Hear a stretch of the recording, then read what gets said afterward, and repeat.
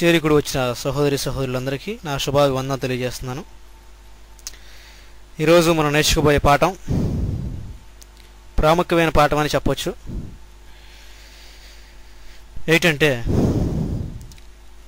ఎంతోమంది క్రైస్తవులు తమకు తెలిసిందే బైబిల్ అనుకుంటూ ఎవడికి నచ్చిన విధంగా వాడు బోధ చేసుకుంటూ ఈ లోకంలో తిరుగుతున్నారు.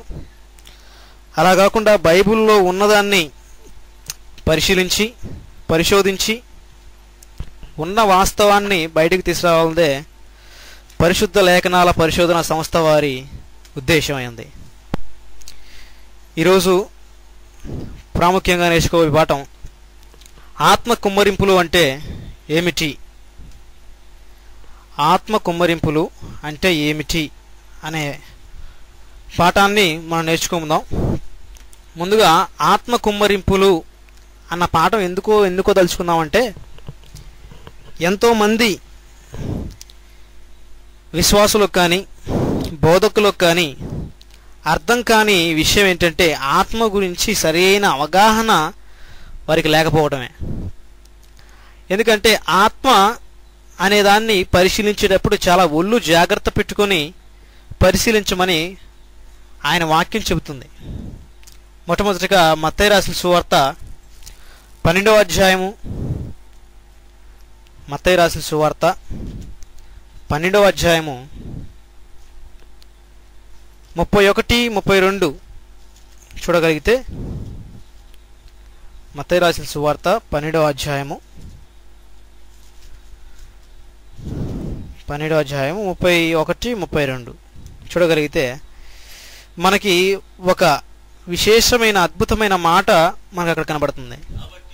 కాబట్టి నేను మీతో చెప్పున్నదేమనగా, మనుష్యులు చేయు ప్రతి పాపమును దూషణయు వారికి క్షమింపబడును గాని ఆత్మ విషయమైన దూషణకు పాప క్షమాపణ లేదంటున్నాడండి. ఆత్మ విషయమైన దూషణకు పాప క్షమాపణ లేదు. అంటే ఆత్మ గురించి, యేసుక్రీస్తు గురించి కానీ మెస్సీ గురించి కానీ మాట్లాడే వారికి పాప క్షమాపణ కలదు. వాడు ఏమైనా అనుకునేవండి, వాడికి పాప క్షమాపణ ఉందంట భూమి మీద. కానీ ఆత్మ గురించి మాట్లాడేటప్పుడు దానికి పాప క్షమాపణ లేదు అని వ్రాయబడింది. అదే మాట కింద వచనంలో చూస్తే 32లో, మనుష్య కుమారునికి విరోధముగా మాట్లాడువానికి పాప క్షమాపణ కలదు గాని పరిశుద్ధాత్మకు విరోధముగా మాట్లాడువానికి ఈ యుగమందైనను రాబోవు యుగమందైనను పాప క్షమాపణ లేదు. ఎంత కఠినంగా మాట్లాడాడంటే అండి, మెస్సీని ఏమైనా అనుకోండి, లేదా పరిభాషలో లాటిన్ వల్గేట్ నుంచి వచ్చిన మన బైబిల్లో యేసుక్రీస్తు అని పెట్టారు కదా పేరుని, దాన్ని బట్టి యేసుక్రీస్తు అనుకున్నా ఎవరిని అనుకున్నా ఆయన్ని దూషిస్తే ఏం కాదు కానీ పాపక్షమాపణ ఉందంట. నువ్వు పాపివే కాబట్టి నీకు పాపక్షమాపణ ఉంది. ఎవరిని దూషిస్తే, ఎలోహిం యొక్క కుమారుణ్ణి దూషించినా పాపక్షమాపణ కలదు. కానీ పరిశుద్ధాత్మ గురించి ఒక విషయాన్ని మాట్లాడేటప్పుడు చాలా జాగ్రత్తగా మాట్లాడాలి. ఎందుకంటే పరిశుద్ధాత్మకు భిన్నంగా మాట్లాడితే దానికి పాప క్షమాపణ లేదు. ఏ యుగమందైనను, ఈ యుగమైందని లేదు, రాబో యుగమందైనా కూడా లేదు అనేసాడు. అంటే బైబిల్లో కనపడుతున్న మాటలు, ఆయన మాటలు ఎలా కనబడి అంటే, ఈ విషయాన్ని మాట్లాడేటప్పుడు దేవుని ఆత్మ అని, ఎలోహిమి ఆత్మ అని, పరిశుద్ధాత్మ అని, ఆదరణకర్త అని, ఆత్మ అని పరిభాషల్లో ఎన్నో భాషలుగా పిలిచారు పరిశుద్ధాత్ముడిని. కాబట్టి ఆత్మ గురించి విశ్లేషించేటప్పుడు చాలా జాగ్రత్తగా మనం ఉండాలి. రెండోది, ఇంపార్టెంట్ మెయిన్ మ్యాటర్కి వెళ్తే, ఆత్మ కుమ్మరింపులు అనే పాఠం కదండి. ఆత్మ కుమ్మరింపులు అనే పాఠానికి మూల మాట యోహాను రాసిన సువార్త 7వ అధ్యాయము యోహాను రాసిన సువార్త 7వ అధ్యాయము 39 చూడండి. యోహాను రాసిన సువార్త 7వ అధ్యాయము 39. తన యందు విశ్వాసముంచువారు పొందబోవు ఆత్మను గూర్చి ఆయన ఈ మాట చెప్పాడు.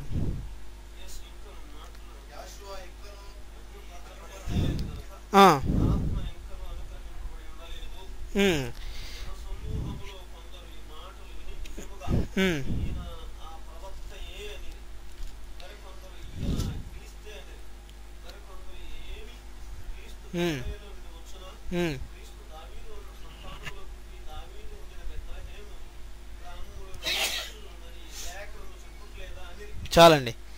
39 చూస్తే తన యందు విశ్వాసముంచువారు పొందబోవు ఆత్మను గూర్చి అని అన్నాడండి. తన యందు విశ్వాసముంచువారు, సెల్ స్విచ్ ఆఫ్ చేసుకోండి ఆయన. తన యందు విశ్వాసముంచువారు అని అంటే పొందబోవు ఆత్మను గూర్చి అన్నాడండి. అంటే అప్పటికి ఆత్మ కుమ్మరింపు జరగలేదు. ఎప్పటికీ? మెస్సయ్య చనిపోక ముందు చెబుతున్న మాటలు ఇవి. మెస్సయ్య భూమి మీద ఉన్నప్పుడు మాట్లాడుతున్న మాటలు. ఏమంటున్నాడు? తన యందు విశ్వాసం ఉంచువారు పొందబోవు ఆత్మను గూర్చి ఆయన ఈ మాట చెప్పెను.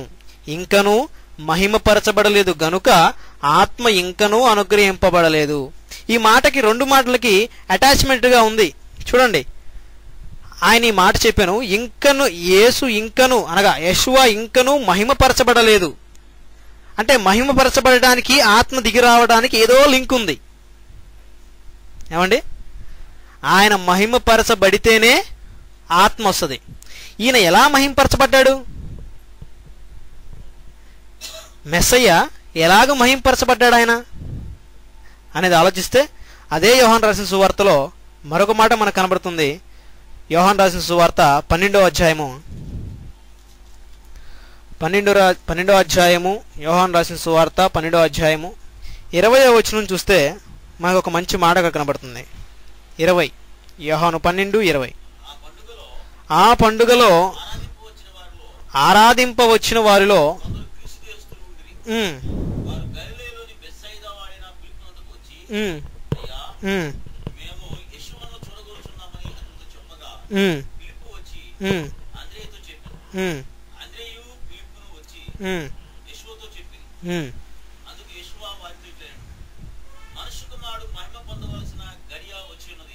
చాలండి. ఇక్కడ పైన సందర్భం ఏంటంటే యెరూషలేములో పండుగకి గ్రీసు దేశస్తులందరూ వచ్చారు. వారిలో గలిలయలోని బెత్సయిదా వాడైన ఫిలిప్పు వద్దకు వచ్చి, అయ్యా మేము యెషువాను చూడగోరుచున్నాము అని అతను చెప్పగా ఫిలిప్పు ఆంద్రేయ ఇద్దరు కలిసి యెషువా యొద్దకు వెళ్ళారు. అనగా మెస్సయ్య యొద్దకు వెళ్ళి ఆయన మెస్సయ్య యొద్దకు వెళ్ళి, అయ్యా నీ కోసం ఎవరో గ్రీసు దేశస్తులంట వాళ్ళు వచ్చారని చెప్తే ఆ రమ్మను కూర్చోమని చెప్పాలి. మామూలుగా అయితే అందరితో మాట్లాడే విధం ఏంటంటే ఎవరినైనా ఇంట్లోకి మా నాన్నగారు వచ్చినప్పుడు ఎవరైనా ఇంట్లో వాళ్ళు మాట్లాడడానికి వస్తే వచ్చి కూర్చోమని చెప్పని వచ్చి మాట్లాడతానంటారు. కానీ అక్కడ మాట్లాడుతున్న సమాధానం చూడండి, మెస్సయ్య సమాధానం ఎట్లుందో. కింద వచ్చినాం ఆయన మాట్లాడుతున్న సమాధానం చూడండి. అందుకు యెషువా వారితో ఇట్లాడెను, మనుష్య కుమారుడు మహిమ పొందవలసిన గడియ వచ్చి ఉన్నది. గోధుమ గింజ భూమిలో పడి చావకున్న ఎడల అది ఒంటిగానే ఉండును, అది చచ్చిన ఎడల విస్తారముగా ఫలించును. ఏమండి, వచ్చిన గ్రీసు దేశస్తులకు చెప్పాల్సిన మాటేనా ఇది? మాట్లాడటానికి వచ్చాను బాబు, ఆయన్ని చూడాలనుకుంటున్నాము అని ఎవరంటున్నారు? గ్రీసు దేశస్తులు. బైబిల్లో మాట రాయబడింది, గ్రీకులు జ్ఞానమును వెతుకుచున్నారు. అంటే గ్రీసు దేశస్తులందరూ జ్ఞానం కలవారు. అలాంటి జ్ఞానులు ఎవరిని చుట్టానికి వచ్చారు? జ్ఞాని అయిన మెస్సయ్యని, జ్ఞాని అయ్యున్న మెస్సయ్యని చుట్టానికి వచ్చారు. వాళ్ళు జ్ఞానులు మాత్రమే. ఈయనే జ్ఞానం. అలాంటి జ్ఞానాన్ని చూడటానికి వాళ్ళు వచ్చారు. వచ్చినప్పుడు ఆయన మాట్లాడుతున్న సమాధానం ఏంటంటే, గోధుమ గింజ భూమిలో పడి చావ కుండిన ఎడల అది ఒంటిగానే ఉండును, అది చచ్చిన ఎడల విస్తారముగా ఫలించును. ఈయన తన పైన మాట్లాడిన మాటలు చూడండి. మనుష్య కుమారుడు మహిమ పొందవలసిన గడియ వచ్చి ఉన్నది. అంటే ఈ గోధుమ గింజ ఎందుకు చెప్తున్నాడంటే, తన చనిపోయి తిరిగి లేవవలసిన సంగతి గురించి ఉపమాన రూపంగా ఆయన చెబుతున్న మాట అది. గోధుమ ఆయనకు మాత్రమే వర్తించిద్ది. అందుకే మహిమపరచబడాలంటే ఆయన ఏమవ్వాలి? చనిపోయి తిరిగి లేచినప్పుడే ఆయన మహిమపరచబడినట్టు. చనిపోకపోతే, తిరిగి లేకపోతే మహిమపరచబడినట్టు కాదు. అంటే ఆయన చనిపోయి తిరిగి లేస్తే మహిమపరచబడినట్టు. ఇప్పుడు మహిమపరచబడాలంటే ఆయన చనిపోయి తిరిగి లెగవాలి. ఇప్పుడు మళ్ళీ యోహాను రాసిన సువార్త 7వ అధ్యాయం, ఇందాక చెప్పిన మాట దగ్గరికి వెళ్దాం. యోహాను రాసిన సువార్త 7వ అధ్యాయము 39 చూస్తే, 39 తన యందు విశ్వాసం ఉంచువారు పొందబోవు ఆత్మను గూర్చి ఆయన మాట చెప్పెను. యెషువా ఇంకనూ మహింపరచబడలేదు గనుక ఆత్మ ఇంకనూ అనుగ్రహింపబడలేదు. అంటే మెస్సియా బ్రతికున్న కాలంలో ఆయన చెబుతున్న మాట ఏంటంటే, ఆత్మ రావాలంటే నేను చనిపోయి తిరిగి లెగిస్తేనే ఆత్మ వచ్చిద్ది, లేకపోతే రాదు. ఈ విషయాన్ని మనం చెప్పామనుకోండి, చాలామంది బోధకులు అడ్డుగా వచ్చేసి ఏమంటారంటే పాత ధర్మశాస్త్రాన్ని చూపిస్తారు. ఎందుకంటే ఆధారిక ప్రామాణిక గ్రంథాల్లో పాత ధర్మశాస్త్రం చాలా ప్రాముఖ్యమైన ఘటంగా ఉంది కాబట్టి దాన్ని చూసుకుంటూ ఉంటారు అనేక మంది బోధనలకి మనం సమాధానం చెప్పాలి.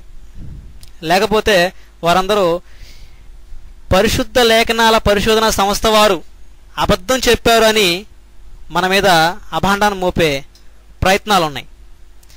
అందుని బట్టి పాత ధర్మశాస్త్రాన్ని కూడా మనం పరిశీలిద్దాం. ధర్మశాస్త్రంలో ఈ బోధకులు చూపించే మాటలు ఏంటంటే, యెషయా గ్రంథం బోధకులు చెప్పే మాటలు. యెషయా గ్రంథం 32వ అధ్యాయము, యెషయా గ్రంథం 32:12 నుంచి చూస్తే మనకు అర్థమవుతుంది వాళ్ళు చూపించే మాటలు.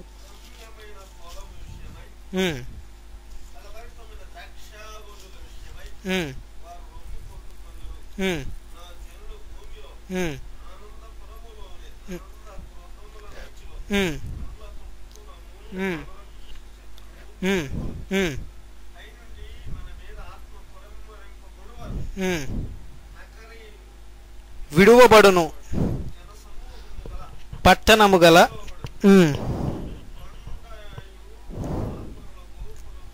ఎల్లకాలము గుహలుగా ఉండును. చాలండి. ఇక్కడ 32 యెషయా 32:14లో చెప్పబడిన మాటని వీరు ప్రయోగిస్తారు. ఆనందపురములోని ఆనంద గృహములన్నిటిలో మొండ తుప్పలను బలురక్కసి చెట్లను పెరుగును, పైనుండి మీ మీద ఆత్మ కుమ్మరింపబడ వరకు. అంటే ఆనాటి కాలానికి ఆత్మ కుమ్మరింపబడలేదు కాబట్టి బడు వరకు అన్నాడు. ఆత్మ కుమ్మరింపబడు వరకు ఆ మాట అన్నాడు కాబట్టి వీళ్ళు ఏమనుకున్నారంటే ఇది మన కోసమే, ఈ ఆత్మ మన కోసమే, అంటే క్రైస్తవులైన మన కోసమే అని, క్రైస్తవులు కానివ్వండి మెస్సీలు కానివ్వండి మన కోసమే అని వారు వేచి ఉన్నారు. ఏ ఆత్మ? ఈ పరిశుద్ధాత్మ కుమ్మరింపబడిద్దని ఈ యెషయా గ్రంథంలో పాత ధర్మశాస్త్రంలో రాయబడిన మాటని వాళ్ళు జ్ఞాపకం చేసుకుంటున్నారు. ఇంకో మాట చూద్దాం. యెషయా గ్రంథం, అదే యెషయా గ్రంథం 44వ అధ్యాయము. ముందు వాళ్ళ లాజిక్ పాయింట్ మనకు తెలియాలండి. వాళ్ళు ఏం చెప్తున్నారో మనకు తెలియాలి. ముందు ఈ మాటలు చూపిస్తారు వాళ్ళు ప్రజల్లోకి వెళ్ళి. యెషయా గ్రంథం 44వ అధ్యాయము 30, యెషయా గ్రంథం 44:3 నుంచి చూద్దామండి. 3 నుంచి, నేను దప్పిగల వాని మీద నీళ్లను, ఎండిన భూమి మీద ప్రవాహ జలములను కుమ్మరించదను, నీ సంతతి మీద నా ఆత్మను కుమ్మరించదను. చాలండి. నీ సంతతి మీద నా ఆత్మను కుమ్మరించదనంటే ఎవరి సంతతి ఇది? ఎవరా సంతతి? ఇశ్రాయేలీయులు అనగా యూదులు. యూదుల సంతతి మీద ఆయన ఆత్మను కుమ్మరిస్తా అన్నాడు. చాలామంది అంటూ ఉంటారండి, నేను విన్నప్పుడు, ప్రసంగాలు వింటున్నప్పుడు నాకు కనపడే మాట ఏంటంటే, ఏడంతల ఆత్మను నా మీద కుమ్మరించే ప్రభు, ఏడంతల ఆత్మను కుమ్మరించే ప్రభు. ఏలియాకు వచ్చినట్టుగా, యెహోషువకు వచ్చినట్టుగా నాకు ఆత్మను కుమ్మరించు, నాకు ఆత్మను కుమ్మరించు అంటూ ఉంటారు. ఈ ఆత్మ కుమ్మరించటం అనేది ఈ మాటలను బేస్ చేసుకుని, పాత ధర్మశాస్త్రంలో ఈ మాటలను బేస్ చేసుకుని వారు చెబుతున్న అడ్డగోలు ప్రసంగాలు అవన్నీ. ఇక్కడ ఎవరి గురించి మాట్లాడుతున్నాడు? నీ సంతతి మీద నా ఆత్మను కుమ్మరించదను అంటే యూదులకు తప్ప ఎవరికి ఆత్మ కుమ్మరింపబడదు. ఈ వాక్యం విషయంకి వస్తే, ఈ వాక్యంలో మాటను చూస్తే నీ సంతతిని స్పెసిఫైడ్గా చూపిస్తున్నాడు. నీ సంతతి మీద అని అంటే ఆత్మ కుమ్మరింపబడాలంటే వారు ఇశ్రాయేలు జనాంగంలో ఉన్న పిల్లలై ఉండాలి. ఆత్మ వారి మీద కుమ్మరించబడాలంటే అది కూడా చూద్దామండి. అందరికా కొందరికా అది కూడా చూద్దాం. అదే ఎజ్కేల్ గ్రంథం చూస్తే ఇంకో మాట కనబడుతుంది మనకి. ఎజ్కేల్ గ్రంథం ఇవన్నీ వాళ్ళు చూపించే మాటలండి. ఎజ్కేల్ గ్రంథం 36వ అధ్యాయము. ఎజ్కేల్ గ్రంథం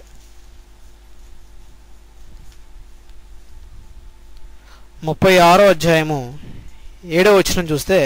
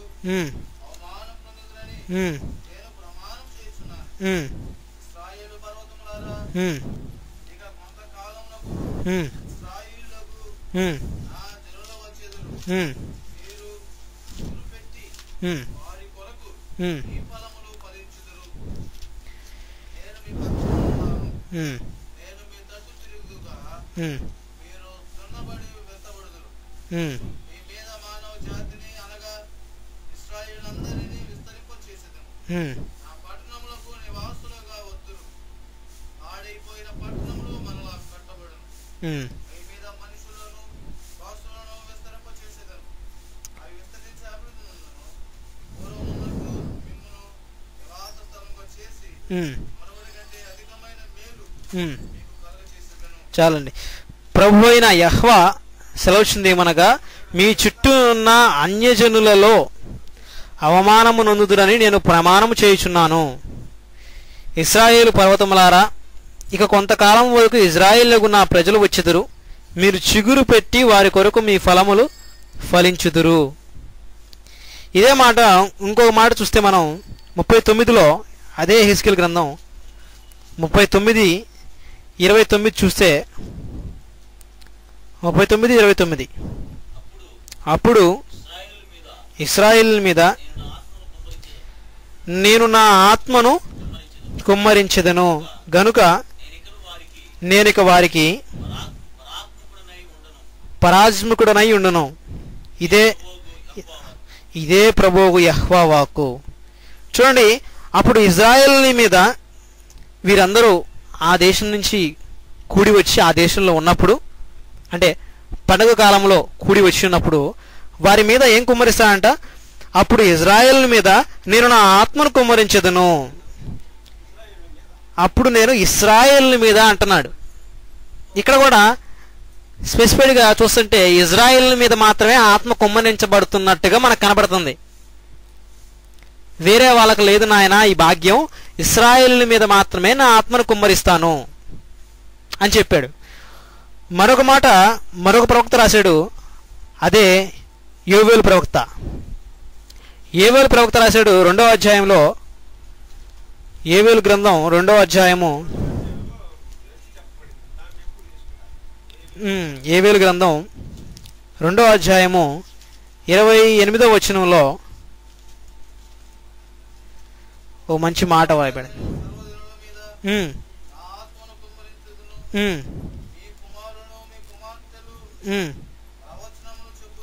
ఉమ్, ఉమ్, ఆ, ఉమ్, ఉమ్. చాలండి. 28. తర్వాత నేను సర్వజనుల మీద నా ఆత్మను కుమ్మరింతును, మీ కుమారులను మీ కుమార్తెలను ప్రవచనములు చెప్పుదురు, మీ ముసలివారు కలలు కందురు, మీ యవ్వనులు దర్శనములు చుతురు. ఆ దినములలో నేను పనివారి మీద పనికెత్తల మీద నా ఆత్మను కుమ్మరింతును. ఇక్కడ మళ్ళీ మాట మార్చినట్టుగా తండ్రి అయిన యెహోవా మాట మార్చినట్టుగా మనకు కనబడుతుంది. ఇందాకటిదాకా నా ప్రజలు నీ మీద నీ ఇశ్రాయేలు మీద అని సంబోధించి ఏకంగా సంబోధించి ఇక్కడికి వచ్చేప్పటికి యోవేలు ప్రవక్త ద్వారా మాట్లాడిన మాటల్లో చూస్తే ఈయన మాట మార్చినట్టుగా కనబడుతుంది. తరువాత నేను సర్వజనుల మీద నా ఆత్మను కుమ్మరింతును. ఇది గమనిస్తే ఇక్కడ మాట తరువాత నేను సర్వజనుల మీద నా ఆత్మను కుమ్మరింతును అంటే ఆత్మను కుమ్మరించాలంటే సర్వజనులు కూడా ఉండాలి. ఇప్పుడు వచ్చేటప్పటికి యోవేలు గ్రంథంలో రాయబడిన మాటకు వచ్చేటప్పటికి సర్వజనులు ఉన్నప్పుడే ఆత్మ కుమ్మరింపబడిద్ది. ఏమండి? సర్వజనులు ఉన్నప్పుడే ఆత్మ కుమ్మరింపబడిద్ది. ఈ ఆత్మ సర్వజనుల మీద కుమ్మరించబడుతుంది. కిందకు వచ్చేటప్పటికి మీ కుమారులు అంటున్నాడు, మళ్ళీ మాట మార్చాడు. అంటే ఆత్మ కుమ్మరింపబడిన ప్రతి వారు ఈ పనులందరూ చేయరు. ఏ పనులు?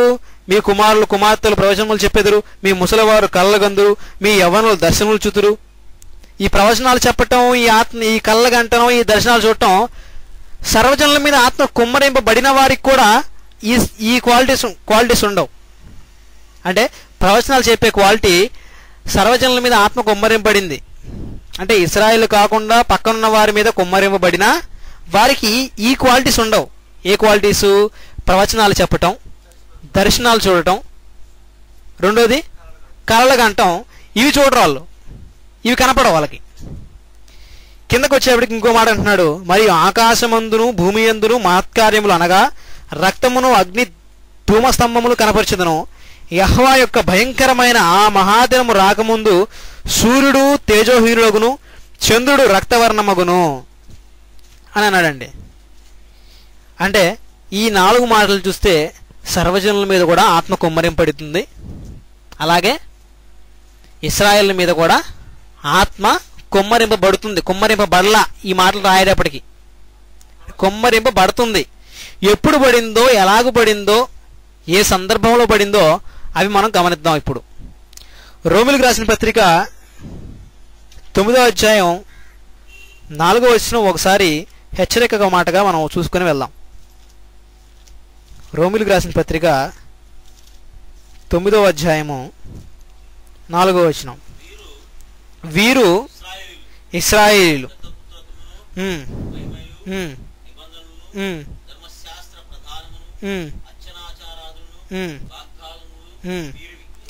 వీరి చాలండి. చూడండి, వీరు ఇశ్రాయేలీయులు దత్తపుత్రత్వమును మహిమయు నిబంధనలను ధర్మశాస్త్ర ప్రధానమును అర్చనార్థులను వాగ్దానములు వీరివి. అంటే వాగ్దానాలు కూడా వారివేనండి, ఇశ్రాయేలీయులవే, మనవి కావు. మనకేం వాగ్దానాలు లేవు. చాలామంది న్యూ ఇయర్కి లేదా క్రిస్టమస్కి వాగ్దానాలు తీస్తూ ఉంటారండి. వాగ్దానాలు తీసి, పాత ధర్మశాస్త్రంలో ఎక్కువ వాగ్దానాలు ఉన్నాయి కదా, ఎక్కువ వాగ్దానాలు ఉన్నాయి. నీ కుటుంబం అన్ని నిన్ను ఆశీర్వదించదును అన్నాడు. అది ఎవరికని చెప్తున్నాడు ఇక్కడ? ఈ వాగ్దానాలన్నీ ఎవరికంట? ఎవరివంట? ఇశ్రాయేలీయులు. ఈ వాగ్దానాలన్నీ, ఈ వాగ్దానాలు, ఈ ప్రవచనాలు ఎవరికి? ఇశ్రాయేలీయులకి. మరి మెస్సీయులకి ఏం వాగ్దానం ఉంది? క్రొత్త నిబంధనలో మెస్సీయులకి ఒకే ఒక్క వాగ్దానం ఉందండి. ప్రపంచానంతట్లో ఉన్న మెస్సీయులందరికీ ఒకే ఒక వాగ్దానం, భూమి మీద ఉన్న వారందరికీ ఒకే ఒక వాగ్దానం, క్రొత్త నిబంధన చట్ట ప్రకారంగా. ఆ వాగ్దానం ఏంటో చూసుకొని మనం సంతోషంగా పాఠంలోకి వెళ్దాం. మొదటి యోహాను రాసిన మొదటి పత్రిక అనొచ్చు. యోహాను రాసిన మొదటి పత్రిక 2వ అధ్యాయము 25వ వచనం చూస్తే మనకు కనబడుతుంది.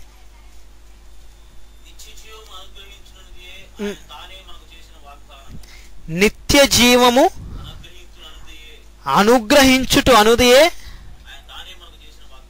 అదేనంటండి వాగ్దానం. మెస్సయ్యులందరికీ కలిపి ఒకే ఒక వాగ్దానం ఇచ్చాడు. నిత్య జీవం అనుటయే మనకు వాగ్దానం. అంటే పరలోకమే మన వాగ్దానం. స్పెసిఫైడ్గా మీకేం వాగ్దానాలు న్యూ ఇయర్కి జనవరి 1కి ఇవ్వరు. అవన్నీ వాళ్ళవి, మనవి కావుగా. ఇశ్రాయేలుకి యూదులకి వాళ్ళకిచ్చిన వాగ్దానాలు అవన్నీ బైబిల్లో రాయబడినవన్నీ. మనకు కాదు. మనకిచ్చిన వాగ్దానం ఏంటంట? నిత్య జీవం అనుగ్రహించుటయే. పరలోకమే మన వాగ్దానం అండి. ఇక వేరే వాగ్దానాలు లేవు. ఓకే, ఇప్పుడు పాఠానికి వెళ్తే లూకా రాసిన సువార్త 24వ అధ్యాయము 49వ వచనం చూడండి. లూకా గారు రాస్తూ 24వ అధ్యాయంలో 49 చూడండి. 24:49 49 అండి. చూడండి. ఇదిగో నా తండ్రి వాగ్దానము చేసినది మీ మీదికి పంపుచున్నాను. ఉందండి ఆ మాట. ఇదిగో నా తండ్రి వాగ్దానము చేసినది మీ మీదికి పంపుచున్నాను అని ఎవరితో మాట్లాడుతున్నారు? మెస్సయ్య ఇది చనిపోయిన తర్వాత చనిపోక ముందా?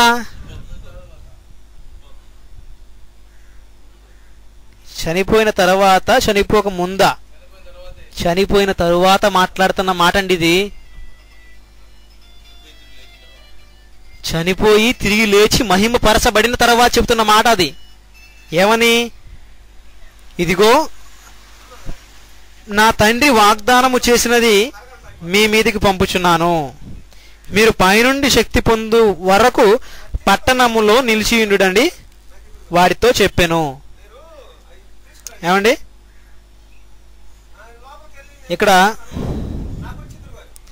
ఇక్కడ మాట్లాడుతున్న మాట ఏంటంటే, మెస్సయ్య మాట్లాడుతున్నాడు,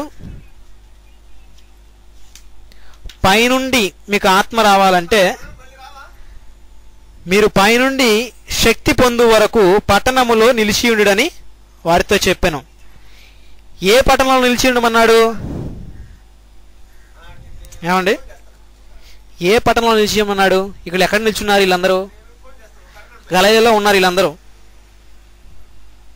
ఏమండి, వీళ్ళందరూ గలిలయ పట్టణం అనగా యెరూషలేములోనే ఉన్నారు వీళ్ళందరూ. వీరు అంటున్నారు, మెస్సయ్య అంటున్నాడు, ఇదిగో నా తండ్రి వాగ్దానము చేసినది. పూర్వకాలంలో ఏవేలు ప్రవక్త ద్వారా చెప్పబడిన మాట, యెషయా గ్రంథంలో చెప్పబడిన యెషయా గారు చెప్పిన ప్రవక్త చెప్పిన మాట. మూడోది యెహెజ్కేలు గ్రంథంలో యెహెజ్కేలు గారు చెప్పిన మాట.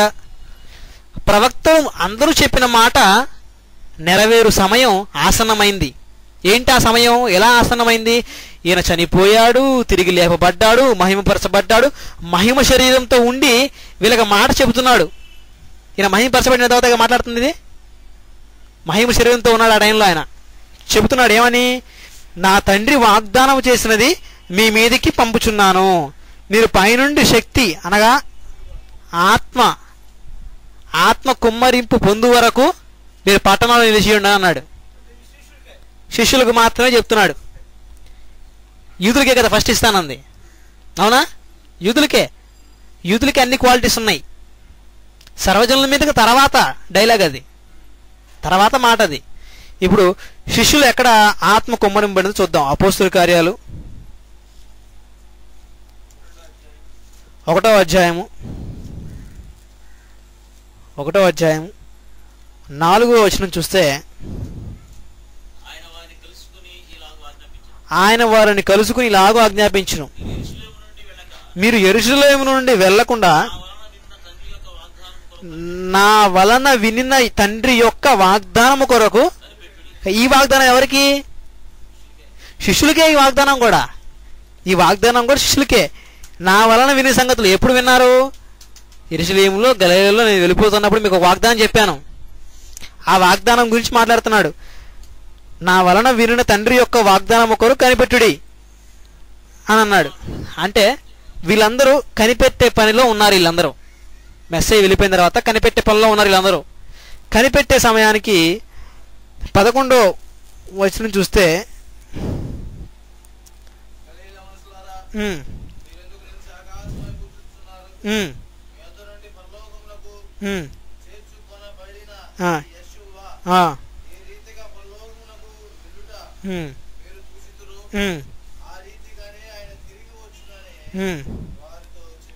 చాలండి చెప్తున్నాడు. ఈయన వెళ్ళిపోతున్నాడు అండి, మెసేజ్ వెళ్ళిపోతున్నాడు.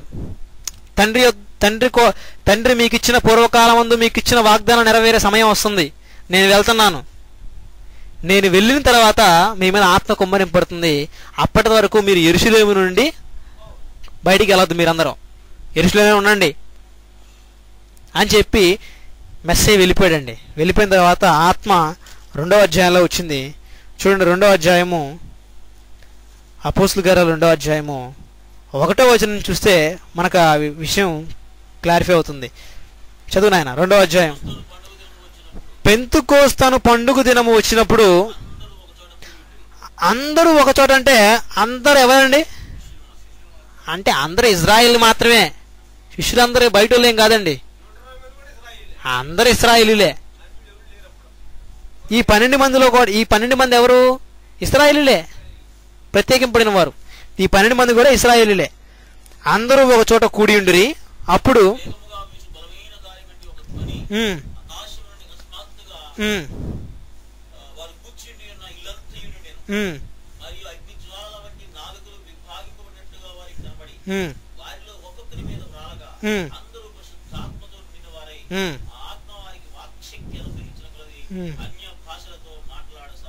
చూసారండి, ఈ ఆత్మ మెస్సయ్య శిష్యులకి అనుగ్రహింపబడిన ఆత్మ. అంటే ఆ ప్రవచనాలన్నీ ఎవరి కోసం?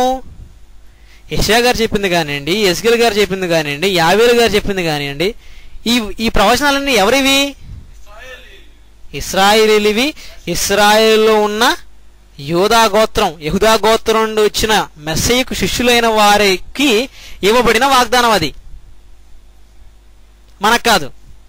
ఇక ఇంకో విషయానికి వచ్చేస్తే 16వ అధ్యాయం చూడండి. ఇప్పుడు ఇంకో విషయం చూద్దాం. అపోస్తుల కార్యాలే 16వ అధ్యాయం చూస్తే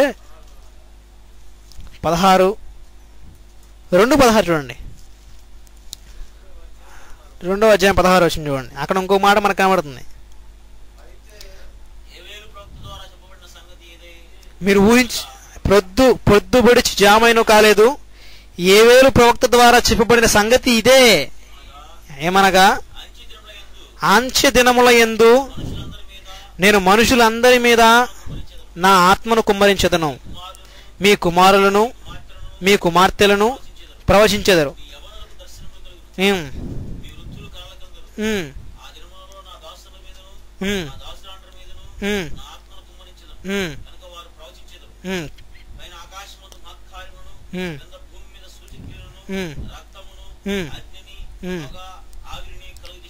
చాలండి, చూడండి పైన స్పెసిఫైడ్గా చెప్తున్న మాటలు ఉన్నాయి కదా.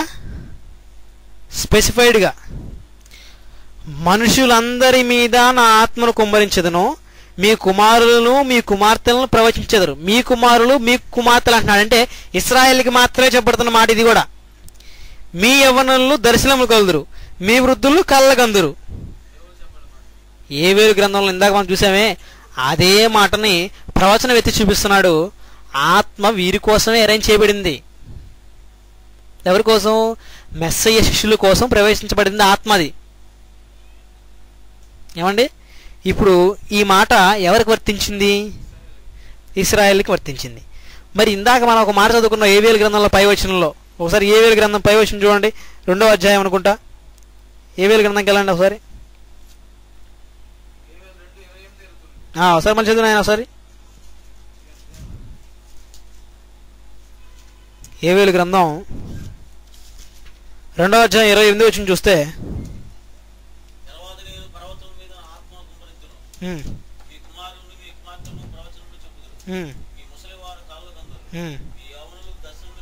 తర్వాత ఫస్ట్ మాట తరువాత నేను సర్వజనుల మీద, ఇది నెరవేరలేదు అక్కడ 12వ అధ్యాయంలో మాట్లాడుతున్న మాట అక్కడ నెరవేరలేదు. అపోస్తుల కార్యాలు 2వ అధ్యాయము లేదు. ఆయన ఏమంటున్నాడు అంటే విషయం ఏంటంటే, సర్వజనుల మీద నా ఆత్మను కుమ్మరించుతున్న మాట పక్కకు పెట్టండి, దాన్ని పక్కకు తీసుకెళ్ళండి. అది సెకండరీ థింగ్. అది తరువాత, ఏ తర్వాత? వీళ్ళందరికీ ఆత్మ అనుగ్రహించిన తరువాత. ఎవరికి? యూదులకి, అనగా ఇశ్రాయేలులకి, అనగా 12 గోత్రంలో యూదా గోత్రంలో ఇచ్చిన మెస్సయ్యకి శిష్యులకి, వారందరి మీద పడిన తర్వాత, ఆత్మ కుమ్మరింపబడిన తరువాత, అప్పుడు సర్వజనుల మీదకి నా ఆత్మను కుమ్మరించదను అన్నాడు. ఇప్పుడు 2వ అధ్యాయము 38వ వచనం చూస్తే,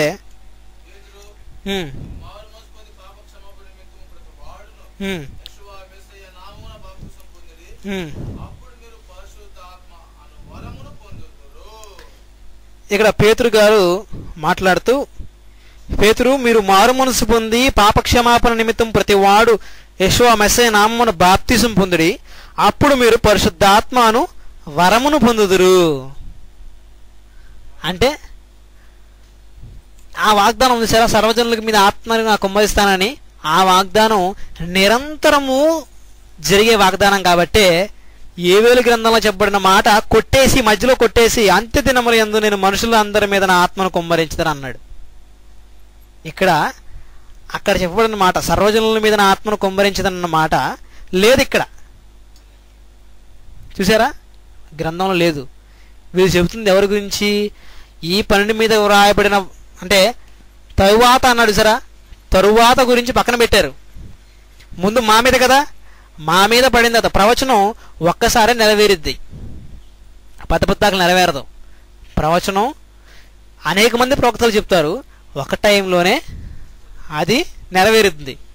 ఇప్పుడు కన్యక గర్భవతి కుమారుని కనును అని మాట ఉందండి. అది మత్తయి సువార్త 1-2 అధ్యాయంలో నెరవేరిపోయింది.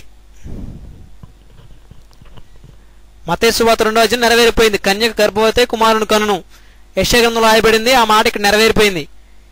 ఇప్పుడు అక్కడున్న మాట, యెషయా గ్రంథంలో ఉన్న మాట మనం చూసి, ఓహో కన్యక గర్భవతి అంటే పెళ్లి చేసుకోకుండా ఆడపిల్లలందరూ చూస్తామన్నారు, ఎదురు చూస్తున్నారు అనుకోండి, ఇది ఎలా ఉంటుంది? పుడతాడా మెస్సయ్య? మళ్ళీ పుట్టడు కదా. కన్యక గర్భవతి కుమారుడు కనేసింది, అయిపోయింది. నువ్వు దాని చూడు, మాకు నెరవేరిందని కూడా చూడు ఒకసారి. అవునా అండి? అక్కడ ప్రవచించాడు, ఇక్కడ నెరవేరింది. ఎన్నిసార్లు నెరవేరింది? ప్రవచనం అన్నది ఎంతోమంది చెప్తారు ప్రవక్తలు, ఒక్కసారే నెరవేరుతుంది. ఇక తరువాత సర్వజనుల మీద ఆత్మను కుమ్మరిస్తాడు కదా, అది నిరంతరము జరిగేది కనబడుతుంది. అందుకే దాన్ని స్పెసిఫై చేసి పక్కన పడేశాడు. అది నిరంతరం జరిగేది. అది ఎట్లా? అదొక పని చేస్తే వచ్చింది అన్నాడు. మీరు మారు మనసు పొంది యెషోవా మెస్సయ్య నామమున మీరు మారు మనసు పొంది బాప్తిసం పొందుడి, అప్పుడు పరిశుద్ధాత్మను వరమును పొందుదురు. అందరికి ఇదే స్పెసిఫైడ్గా, వీళ్ళకి వచ్చినట్టు అందరికి రాదు. వచ్చినట్టు బైబుల్లో ఎక్కడైనా? కొంతమంది చెప్తారు నోట్లో గాలి ఉత్తానంట పడిపోతూ ఉంటారు, ఆత్మ వచ్చేస్తుందంట వాళ్ళకి. శ్యామ్ కిషోర్ అని ఒకడు ఉన్నాడు హైదరాబాద్లో, వాడు కర్చీఫ్తో పెట్టి నోట్లో గాలి ఉత్తాడండి. నోట్లో గాలి ఉతంగానే అందరూ పడిపోతూ ఉంటారు, ఆత్మ వచ్చేసిందట. ఇక్కడ వీళ్ళందరికీ ఆత్మ వచ్చిన తర్వాత ఆ వాగ్దానం నెరవేరిపోయింది కదా. నెరవేరిపోయిన తర్వాత నిరంతరం జరగాల్సిన వాగ్దానం ఒకటి ఉంది, ప్రపంచ మానవాళికి జరగాల్సిన వాగ్దానం ఒకటి ఉంది. ఆ వాగ్దానం నెరవేరుతూ పోతుంది. ఏమండి? ఆ వాగ్దానం నెరవేరుతూ పోతే అది ఏం చేస్తే వచ్చింది అన్నాడు? తండ్రిని కుమారుని ఒప్పుకొని మెస్సయ్య యెషోవా మెస్సయ్యే నిజమైన రక్షకుడని ఒప్పుకొని బాప్తిసం పొందితే, పొందిన వెంటనే నువ్వు పరిశుద్ధాత్మను వరాన్ని పొందుతావు ఆయన అంటే, పొందిన తరువాత కూడా స్పెసిఫైడ్గా వచ్చిద్దని ఎదురుతున్నారు. ఏదో కొన్ని చేస్తే వస్తానుకుంటున్నారు. నిరంతరం గట్టిగా ప్రార్థన చేస్తే పరిశుద్ధాత్మ వచ్చిందని అనుకుంటారు. ఈ ప్రవచనాలు, ఈ భాషలు మాట్లాడటాలు ఇవన్నీ ఎవరికని చెప్పాడు? ఎవరికని చెప్పాడు? ఏ వేలకు పోతారో చెప్పండి మాటలా మీకు. అవన్నీ మీ పిల్లలు ప్రవచించెదరు, మీ పనివారు పనికత్తల మీద ఆత్మను కుమ్మరిస్తాను, ఇవన్నీ మీవి, మావి కావు. మాకొకటే ఏంటది? మేము మెస్సైని నమ్మి బాప్తిసం పొందితే మాకు పరిశుద్ధాత్మ అను వరం ఇండైరెక్ట్గా వచ్చేది, డైరెక్ట్గా కాదు. డైరెక్ట్గా వచ్చింది వాళ్ళకి, మాకు డైరెక్ట్గా రాదు. మీకు ఇండైరెక్ట్గా, మనందరికీ ఇండైరెక్ట్గా వచ్చుతుంది, కనపడదు. ఇప్పుడు తిమోతికి రాసిన తిమోతి వదిలేండి, తీతు చూడండి.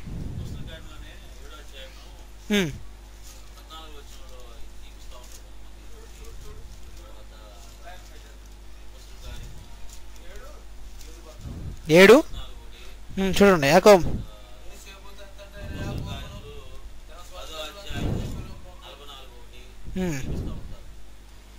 ఏంటండి చూపిండి ఒకసారి. అపోస్తుల కార్యాలు 7వ అధ్యాయం. యేసేపు తన తండ్రి అయిన యాకోబును సర్వజనులందరూ 8వ అధ్యాయం అండి, 8:14. సమరయ్యవారు దేవుని వాక్యం అంగీకరించిరి. యెరూషలేములోని అపోస్తులు వీని పేతురును యోహానును వారి యొద్దకు పంపిరి. వీరు వచ్చి వారు పరిశుద్ధాత్మను పొందవలనని వారి కొరకు ప్రార్థన చేసిరి. అంతకుముందు వారిలో ఎవరి మీదను ఆయన దిగి ఉండలేదు. వారి ప్రభు అయిన యేషువా నామమున బాప్తిసము మాత్రమే పొందిందిరి. వీరు ఇక్కడ జరిగిన సందర్భం ఏంటంటే, వీరు మాట్లాడుతున్న మాట చూడండి. బాప్తిజం పొందంగానే పరిశుద్ధాత్మ వచ్చేస్తాడు కదా. ఎవరి నామాన్ని బాప్తిజం? మెస్సీ నామంలో.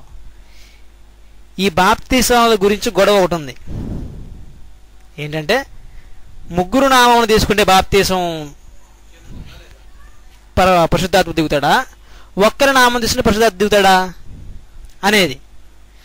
పేతురు గారు తండ్రి నామమున బాప్తిసం పొందిన వారి మీదే ఆయన మాట్లాడి ప్రసంగం చేసి అనేక మందిని మార్చి బాప్తిసం ఇచ్చాడు. ఇక్కడ మాట్లాడుతున్న మాట చూడండి. సమరయ్యవారును దేవుని వాక్యం అంగీకరించిరి. యెరూషలేములోని అపోస్తులు వీరుని పేతురును యోహాను వారి యొద్దకు పంపిరి. వీరు వచ్చిన వారు పరిశుద్ధాత్మను పొందవలనని వారి కొరకు ప్రార్థన చేసిరి. అంతకు ముందు వారిలో ఎవని మీద ఆయన దిగి ఉండలేదు. వారు ప్రభు అయిన యేషువా నామమున బాప్తిసము పొంది ఉండిరి. వీళ్ళు బాప్తిసం పొందారు ఎవరి నామాన? యేషువా మెస్సీ నామాన బాప్తిసం పొందారు. వీళ్ళు తండ్రి నామన బాప్తిసం పొందలా. వీళ్ళు నామన బాప్తిసం పొందలా. వీళ్ళకి ఏం చేశాడంటే డైరెక్ట్గా మళ్ళీ ఎవరి ద్వారా?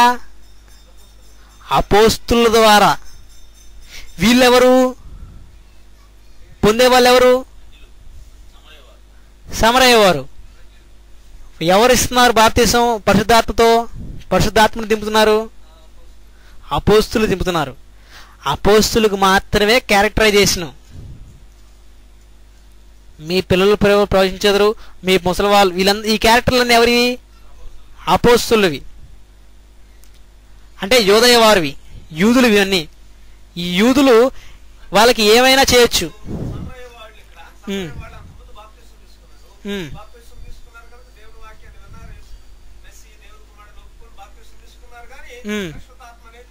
పొందలేదు.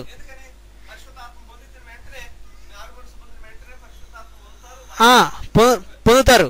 ఎలాగ పొందుతారు వాళ్ళు? తండ్రి కుమార పరిశుద్ధాత్మ నామముల బాప్తిసం పొందితే పరిశుద్ధాత్మ పొందుతారు. వీళ్ళు యేషువా మెస్సీ నామమును మాత్రమే బాప్తిసం పొందారు. ఇక్కడ అంటున్నాడు కదా కింద, వారు ప్రభు అయిన యేషువా నామమును బాప్తిసం మాత్రమే పొందిరి.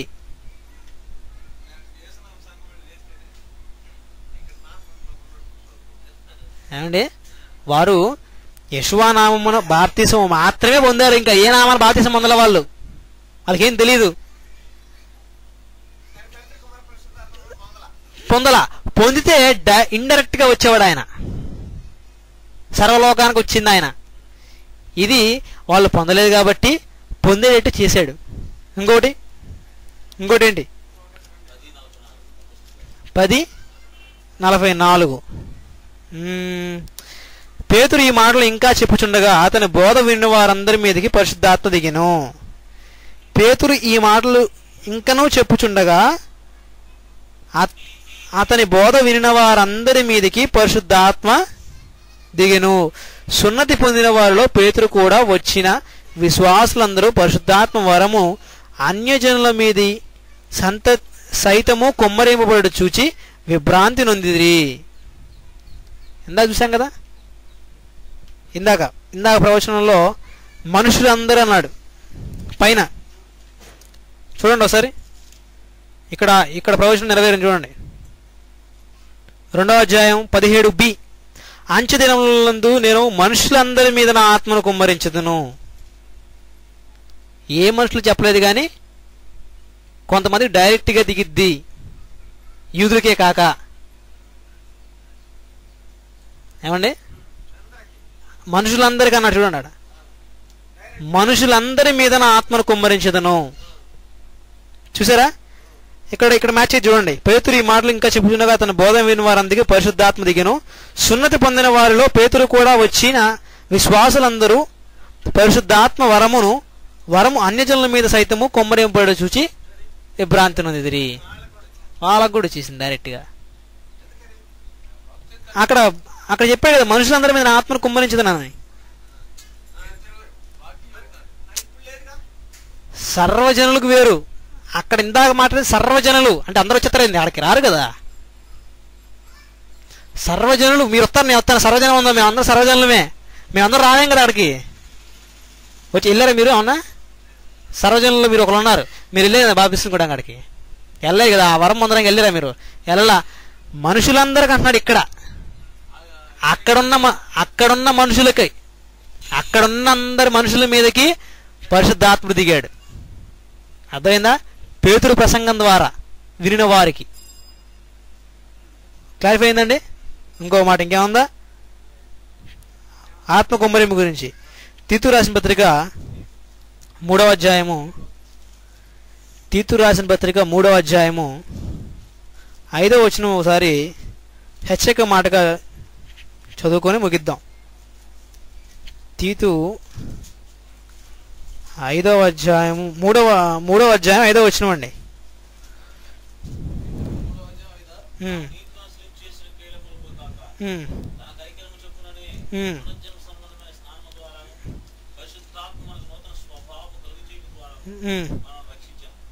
చాలండి. చూడండి, మనము నీతిని అనుసరించి చేసిన క్రియల మూలముగా కాక తన కనికరము చొప్పునే పునర్జన్మ సంబంధమైన స్నానము. 6లో ఒక మంచి మాట రాసే చూడండి. చదువు. స్నానము ద్వారా పరిశుద్ధాత్మ మనకు నూతన స్వభావం కలుగు చేయటం ద్వారా మనల్ని రక్షించను. అంటే పునర్జన్మ పొందామంటే మీలో పరిశుద్ధాత్ముడు ఉన్నాడు. ఆత్మ కొమ్మనివ్వబడి ఉంది మీ దాంట్లో.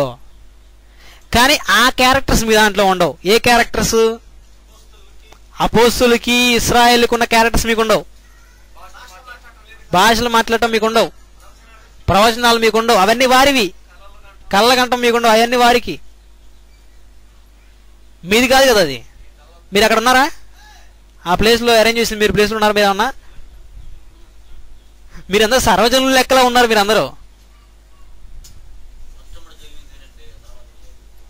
మీరందరూ సర్వజనుల లెక్క.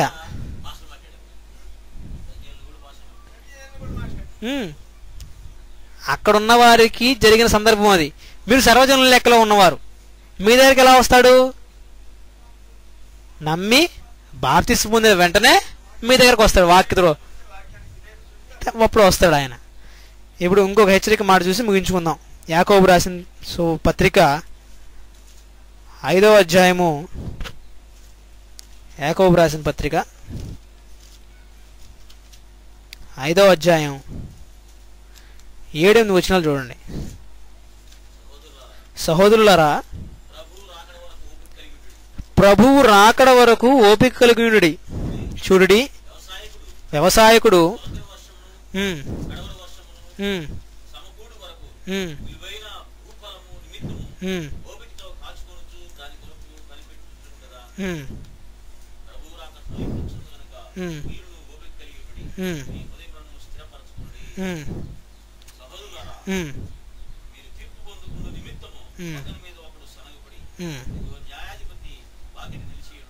చాలండి.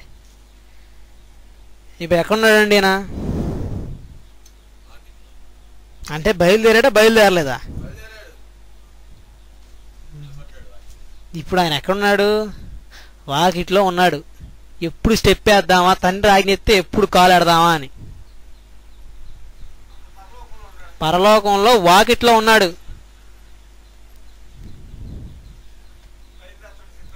సిద్ధంగా ఉన్నాడు ఆయన. అప్పటిదాకా మనం ఏం చేయాలి? ఓపిక కలిగి ఉండాలి. ఓపికతో మన ప్రయాణాన్ని కొనసాగిస్తూ ఉండాలి. ఇంకొక మంచి మాట చూసి ముగించుకుందాం. 1 యోహాను 4వ అధ్యాయము 2-3 వచనాలు చూడండి. ప్రియులారా,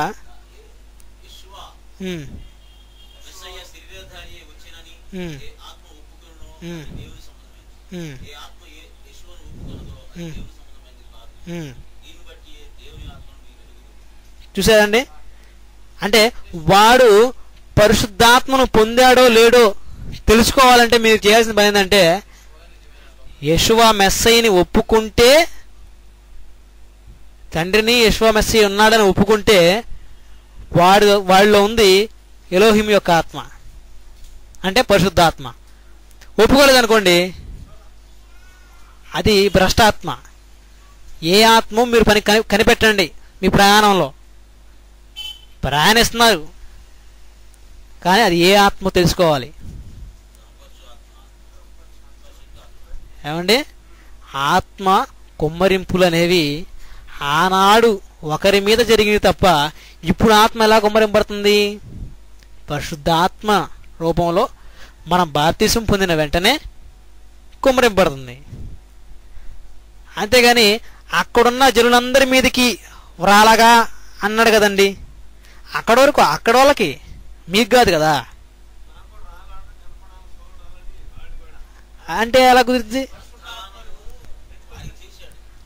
ఆ వాగ్దానం ఇప్పుడు చూడండి. ఆ వాగ్దానం సర్వజనుల మీదకి నా ఆత్మను కుమ్మరించిన వాగ్దానం ఇక్కడ లేదు. అది నెరవేరుతూ ఉండేది నిరంతరం. అది సర్వజనుల మీదకి కదా, అది నిరంతరం నెరవేరేది. ఇది అపోస్తులైన యూదులకు మాత్రమే ఇవ్వబడిన వాగ్దానం అది. ఓకేనా అండి? ప్రార్థన చేసుకొని ముగిద్దామండి.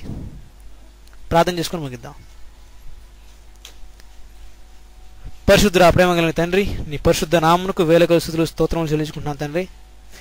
ఇప్పటి వరకు నీ యొక్క ప్రచండమైన జ్ఞానాన్ని నేర్చుకుని ఉన్నాం తండ్రి.